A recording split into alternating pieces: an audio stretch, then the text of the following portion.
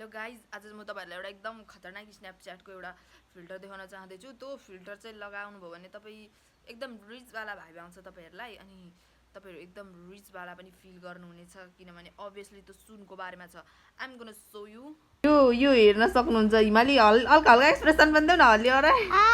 यो मान्छे यस्तो छ तर यसको एक्सप्रेसन, मुख हेर्नु न गाइजहरु, मुख म हैन यता यता यार यार गाइजहरु, मेरै मुख हेर्न सक्नुहुन्छ, यु क्यान सी हैन।